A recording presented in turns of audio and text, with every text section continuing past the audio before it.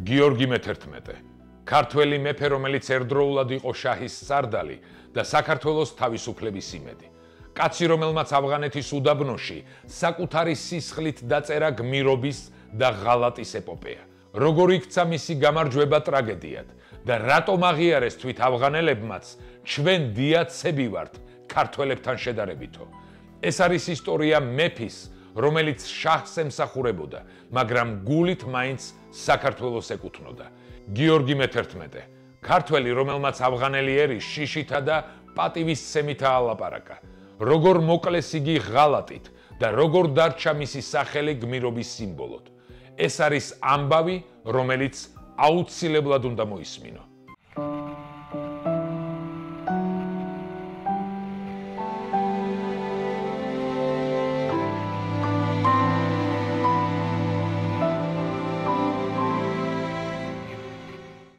ვახტანგ მე-6-ის გარდაცვალების 1676 წლის შემდეგ ირანის შაჰი არჩევანის წინაშე დადგა. მას შემდეგ, რაც არჩილი თვითნებურად გადავიდა ახალციხეში და ოსმალთა დახმარებით იმერეთის დაჭერას სცადა, ირანის ხელისუფლება ეჭვის თვალით უყურებდა ვახტანგის მემკვიდრეებს. შაჰმა ქართლისა და კახეთის ტახტი ჯერ ერეკლე ბატონიშვილს შესთავაზა, მაგრამ მან მაჰმადიანობის მიღებაზე უარი განაცხადა. ამის შემდეგ შაჰმა გიორგი ბატონიშვილი გამოიძახა. აქ მას მაჰმადიანობა მიაღებინეს და ქართლში გამოისტუმრეს. გიორგი მე-11 მამის, ვახტანგ მე-5-ის მსგავსად საქართველოს გაერთიანების გზას ადგა. მხოლოდ განსხვავებით ვახტანგისაგან ნაკლებ სიფრთხილეს იჩენდა.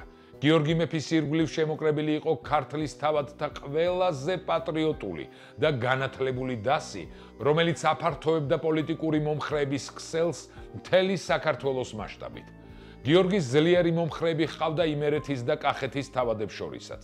ერთი მხრივ იგი აშკარად ეხმარებოდა თავის ძმას არჩილს იმერეთში გასამეფებლად, მეორე მხრივ კახეთის თავადებს ფიცით ეკვროდა, რათა შეერთდნენ და ჰყონ ერთ სამეფოდ.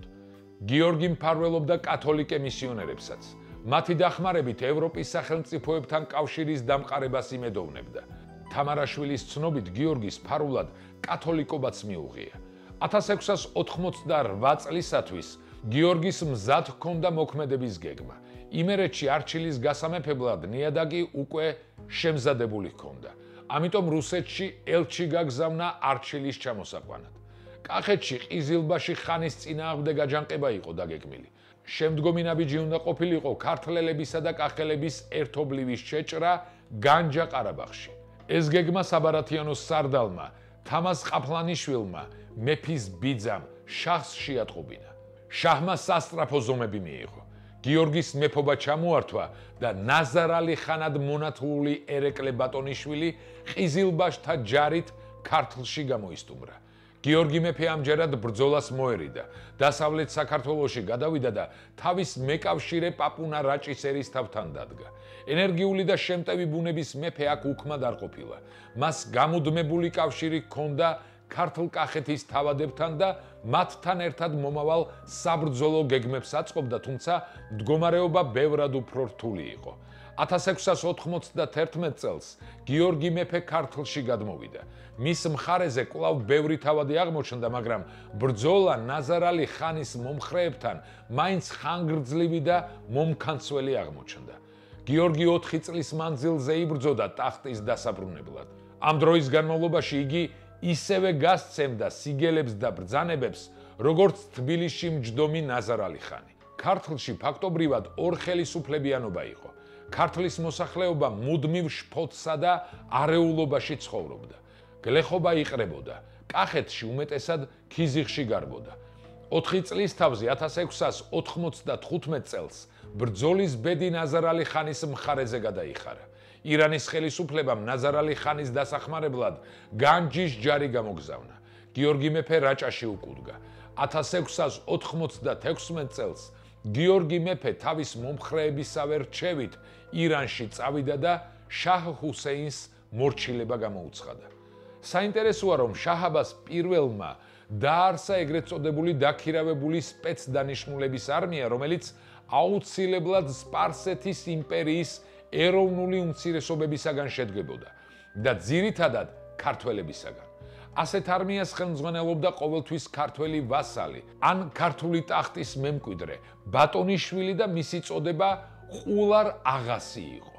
როდესაც ირანის ერთ-ერთმა პროვინციამ ავღანეთმა დაუმორჩილებლობა გამოაცხადა, ირანის შაჰმა გიორგი მე-11 აქ უკვე გამუსულმანებული იყო, დანიშნა ყულარ აღასად და ქართველების სპეცდანიშნულების არმია გაგზავნა ავღანეთში, კერძოდ ყანდაჰარში.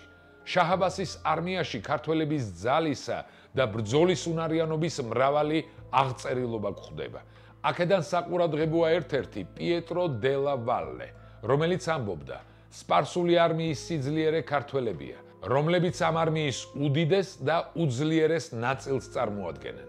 სერ ტომას ჰერბერტი, რომელიც შირაზში იყო 1627 წელს, იგივეს აღნიშნავს, თუმცა მოტივაციისათვის თურქთა ზიზღი სახელდებოდა.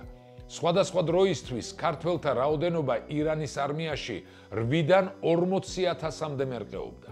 დევიდ ლანგს მოჰყავს ასევე ფრანგი მოგზაურის ამბობი, რომ იგი იწმევდა ქართულ სამოს, რაც მთელს ირანში შიშსა და მორიდებას განაპირობებდა. დავუბრუნდეთ აჯანყებულ ავღანელებს. ამ რეგიონს მაშინ ბალუჩისტანი ერქვა და ვერც ერთი ირანელი მხედართმთავარი ვერ ბედავდა მათზე გალაშქრებას და წესრიგის დამყარებას. 1700 წლისათვის გიორგი მეფემ და მისმა ძმა ლევანმა თითქმის გაწმინდეს მთელი რეგიონი მოთარეშე ელემენტებისაგან.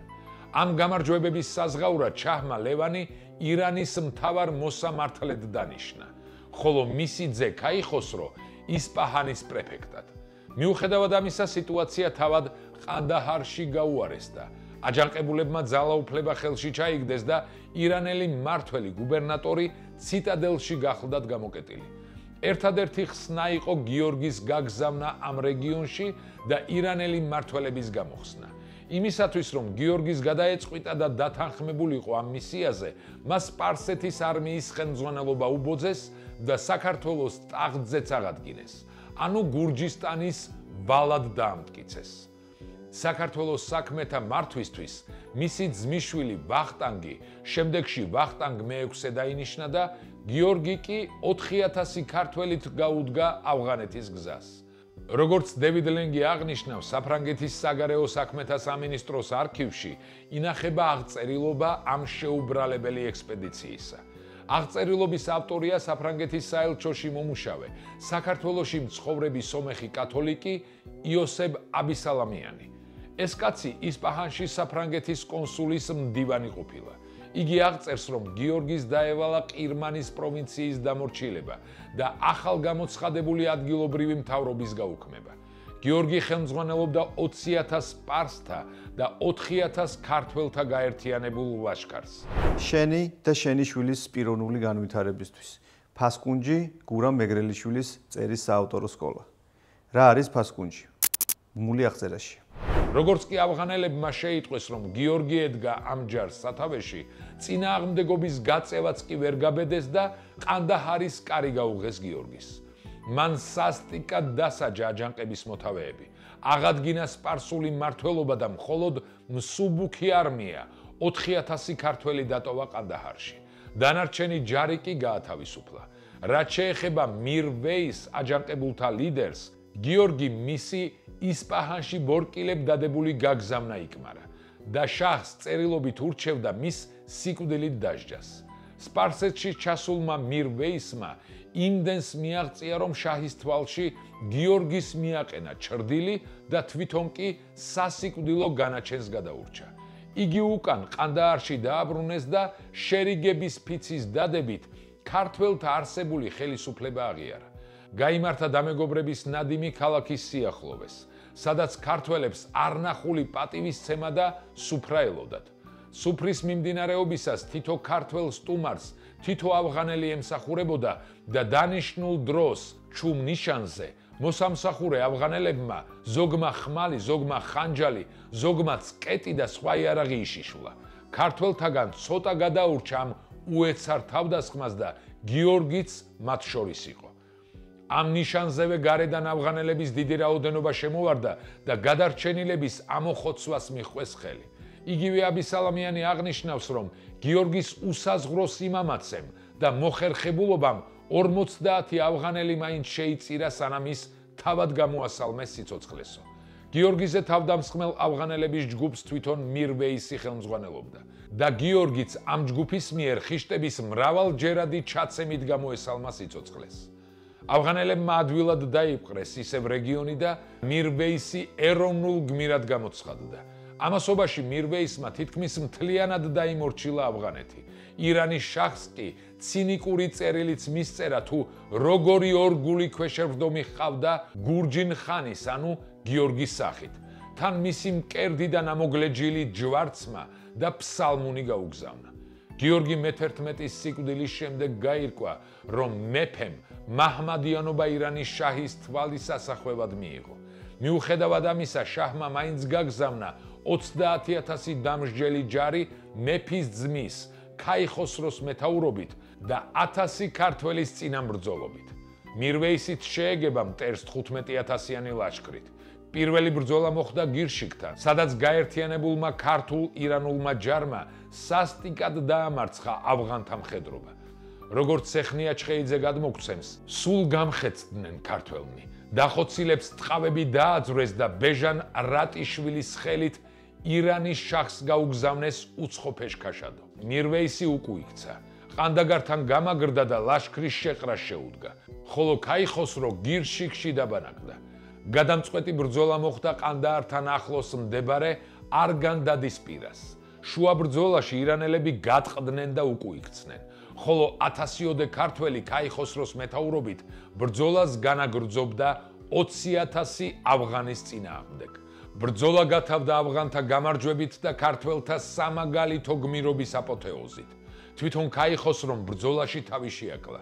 განადგურებული იყო ქართული ჯარის ძირითადი ნაწილი. გადარჩენილი რაზმის ნაშთებმა მდინარე არგანდადი გადალახეს, ხოლო ავღანებმა მდინარის პირას მხოლოდ ერთადერთ უცხენოდ დარჩენილ დაჭრილ ქართველ მეომარს მიუსწრეს, რომელმაც ხმლის ერთი დაკვრით გადაჭეხა პირველივე მომხდური, მის ცხენს მოახტა და მდინარე გადასერა. და ამის მნახველ ავღანთა ბელაც ასეთი რამ წამოსწდა. სპარსელები დიაცები არიან ავღანთა შედარებით, ხოლო ჩვენ დიაცები ვართ ქართველთ შედარებითო. ასე გათავდა ქართველთა უიღბლო და უმადური გმირობის თავგადასავალი შორეულ ავღანეთში. ღმერთია მოწამე, ისინი მანდ თავისი ნებით არ ყოფილან, მაგრამ მათ მაინც დატოვეს კვალი თანამედროვე სამყაროს უბადლო მეომრების ქვეყანაში.